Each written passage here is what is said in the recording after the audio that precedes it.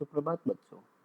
आज हम शब्द रूपाणी भाग 2 के अंतर्गत आकारांत स्त्रीलिंग लता शब्द का अध्ययन करेंगे। इससे पहले की क्लास में हमने अकारांत पुल्लिंग राम शब्द का अध्ययन किया था।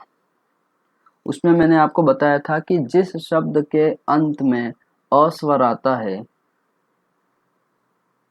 उसे अकारांत शब्द कहा जाता है। इसी तरह से लता शब्द के अंत में भी लता आ रहा है, आ स्वर से अंत हो रहा है इस शब्द का। इस वजह से इसे आकारांत शब्द कहा गया है। और चूंकि लता शब्द से स्त्री जाति का बोध होता है, स्त्रीलिंग सूचक शब्द है, इसलिए इसे स्त्रीलिंग शब्द कहा गया है। तो आकारांत स्त्रीलिंग लता शब्द। मैंने आपको बताया था कि विभक्तियां कुल होती है 7 और संबोधन विभक्ति के अंतर्गत ही गिना जाता है। इसी तरह से एक वचन, द्विवचन और बहुवचन, तीनों ही वचन में लता शब्द के रूप किस तरह से चलेंगे देखिए। सबसे पहले प्रथमा विभक्ति। प्रथमा विभक्ति में लता शब्द का एक वचन होगा लता, द्विवचन लते, बहुवचन लताः। लता, लते, लताः। अर्थात एक वचन लता का अर्थ हुआ एक लता, लते दो लताएं और लताः अनेक लताएं। लता का मतलब होता है बेल, बेल मतलब क्लाइंबर्स।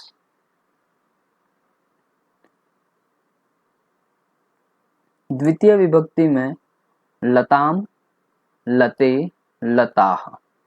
लताम मतलब लता को, लते मतलब दो लताओं को और लता मतलब अनेक लताओं को।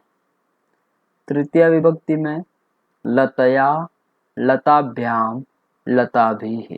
लतया मतलब एक लता से या एक लता के द्वारा, लताभ्याम दो लताओं से या दो लताओं के द्वारा, और लताभिः मतलब अनेक लताओं से या अनेक लताओं के द्वारा।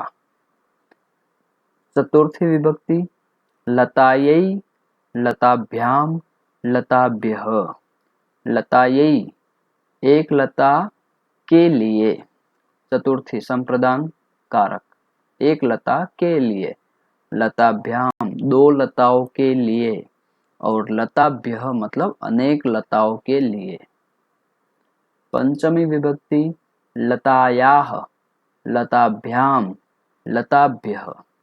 लतायाः मतलब एक लता से अर्थात अलग होने के संबंध में, एक लता से अलग होने के लिए।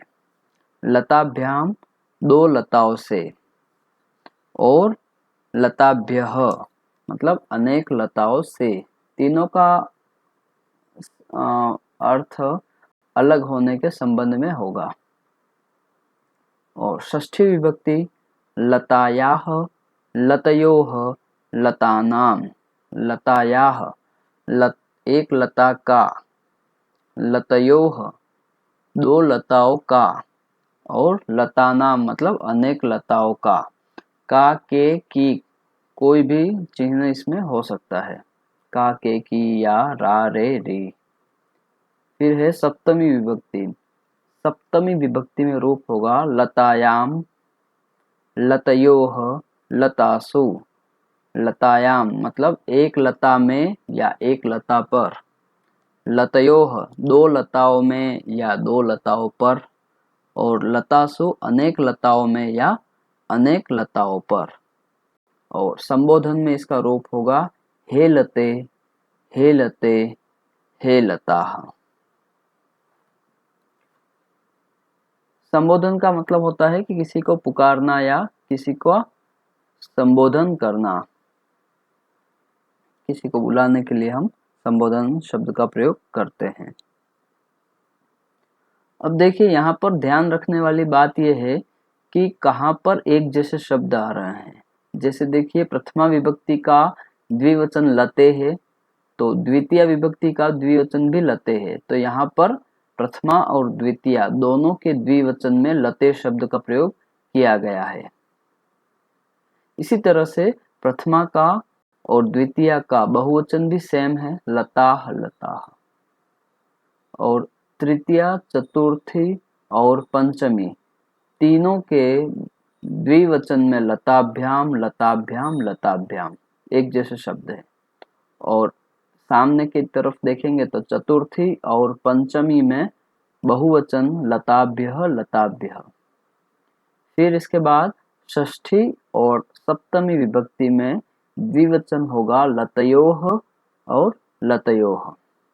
तो अगर हम थोड़ा सा ध्यान देंगे शब्द रूपों पर तो इन शब्दों में आपको द्विवचन के अंदर ज्यादातर एक जैसे शब्द मिल रहे हैं। जैसे प्रथमा द्वितीया एक जैसे हैं, तृतीया चतुर्थी पंचमी द्विवचन एक जैसा है और षष्ठी और सप्तमी भी एक जैसा है।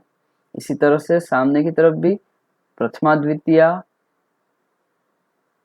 तो कुल मिलाकर देखेंगे तो प्रथमा द्वितीया के द्विवचन एक जैसे हैं और बहुवचन भी एक जैसे हैं।